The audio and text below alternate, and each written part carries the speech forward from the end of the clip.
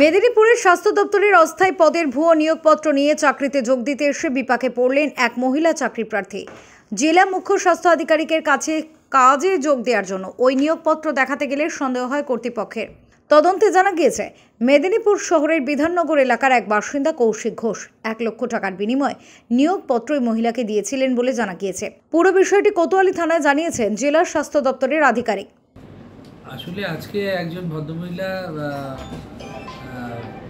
এখানে appointment letter নিয়ে এসেছিলেন একটা, যে উনি কন্ট্রাকচুয়ালি অফিস অ্যাটেন্ডেন্ট হিসেবে কেশপুর আরএইচে নাকি চাকরি পেয়েছেন এবং সেই চাকরিটা নাকি তাকে 1 লক্ষ টাকার বিনিময়ে কৌশিক ঘোষ বলে কোনো ব্যক্তি, যিনি নাকি ক্লেম করছেন বিধাননগরে থাকেন মিদনাপুরে, তিনি নাকি দিয়েছেন অ্যাপয়েন্টমেন্ট লেটারটা হাতে হাতে। এবং তাদের এই পেমেন্টটা কিছুটা অনলাইনে কিছুটা অফলাইনে ওনারা করেছেন, তার সম্ভব সেটারও প্রমাণ তারা দেখালেন এবং ওই ভদ্রলোকের ছবিও ওনারা দিয়েছেন, ফোন নাম্বারও দিয়েছেন এবং এই সেম নাম্বার থেকে আগেও 3 জনকে প্রতারণা করা হয়েছে। সেই ব্যাপারে আমরা এফআইআর লজ করেছি আমাদের থানাতে।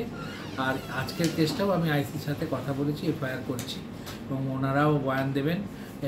এই ভদ্রলোককে খুঁজে বের করা দরকার এবং এই র্যাকেটটাকে না চিহ্নিত করতে পারলে এরকম অনেক মানুষ কিন্তু প্রতারিত হবে ভবিষ্যতে, সেটা আমরা চাই না এবং আমাদের ডিপার্টমেন্টের নাম করে এটা হচ্ছে, এটা আমরা সব জায়গাতে জানাচ্ছি। উল্লেখ্য, স্বাস্থ্য দপ্তরের ভুয়ো নিয়োগপত্র নিয়ে এর আগেও চাকরিতে যোগ দিতে আসেন কয়েকজন। এবারও একইভাবে ভুয়ো নিয়োগপত্রের ঘটনা প্রকাশ্যে আসায় পুলিশের দ্বারস্থ হয়েছেন জেলার মুখ্য স্বাস্থ্য আধিকারিক। এই ঘটনায় বড় কোনো চক্রের যোগ থাকতে পারে বলেও মনে করা হচ্ছে। ঘটনার সার্বিক তদন্ত শুরু করেছে পুলিশ। ব্যুরো রিপোর্ট, ওঙ্কার বাংলা।